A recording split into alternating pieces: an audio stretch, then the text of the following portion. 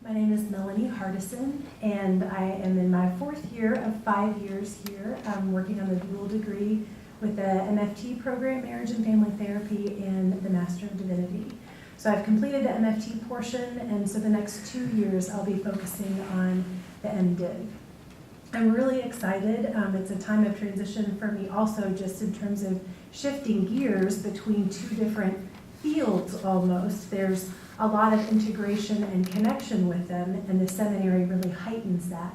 But it is a different thing to move from counseling in a very clinical arena to being just a student again, right? And also a student and a therapist at the same time. So there's a lot of blessing in that too, because my schedule is fantastic. So I'm really loving just changing hats less often and running around a little crazy, but I'm also really excited to get into the MDiv. So I'm doing an advanced Greek exegesis class and tutoring Greek this semester, and excited about that from an academic standpoint. And I'm just excited to get into more of a deeper faith and church and ecclesiastical kind of experience with the MDiv. In terms of vocation, I'm getting a lot of questions, of course, in a dual degree program about what do I want to do? And so that call seems to be emerging right now as possibly chaplaincy or some sort of form of ministry that's focused on end-of-life care. I really loved CPE as well, and I think for me it may be a career sort of move. But I really loved that experience that I had 2 summers ago. And in addition to learning a lot about myself, I just came alive too. I loved counseling and I loved the clients that I worked with. I most loved the spiritual and theological conversations that happened in that space, and I loved chaplaincy. Excuse me. So I've really been listening to that. That's part of what led me to also apply for the MDiv program. I came in just as focused on the MFT. And I've just accepted a position at Jewish Hospital as a part-time chaplain. So that's PRN work, which is part-time and on-call. So I start Monday. So there's a lot of transition and change, and that will be a new hat to wear, but won't be as often as the clinical work I was doing in the MFT program. I think it'll dovetail really well with the MDiv and being able to stay strong with academic focus, but keep my clinical and pastoral skills sharp.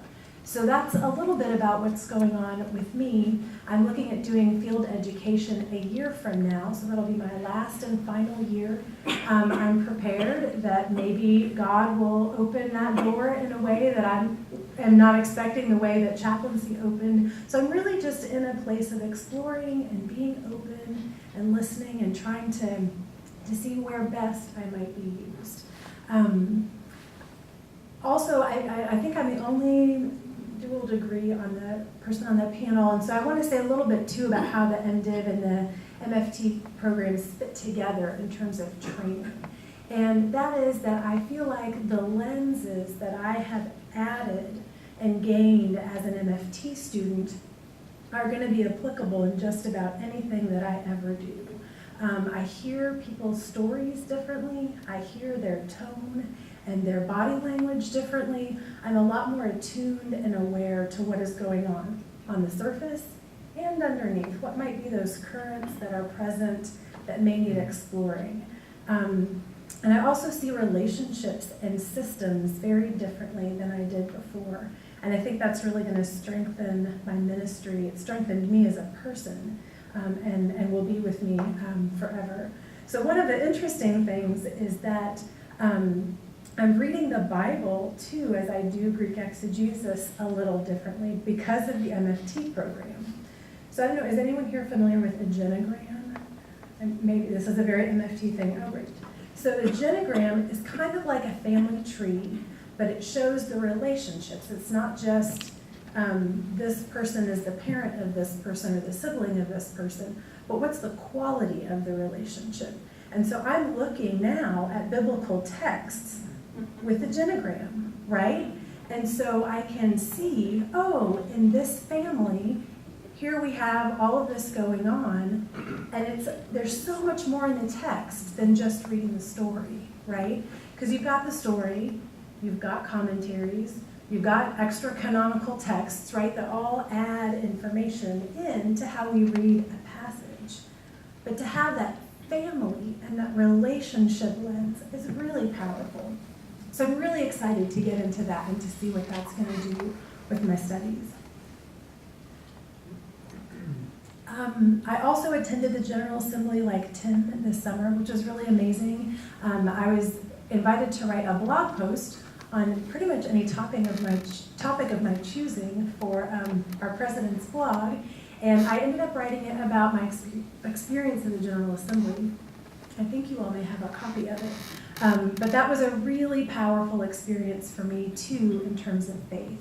I won't go on too long about that because you may have seen the post. This was my 12th assembly actually, because I was formerly staff with a denomination, so I've done that a number of times. It was just a spirit-filled, beautiful week in a lot of ways. And so I really am still kind of high about that from that experience and moving forward. So I'd be happy to answer questions or talk around the edges if you're Presbyterian and that means something to you, which it may or may not. So anyway, thank you for having us, and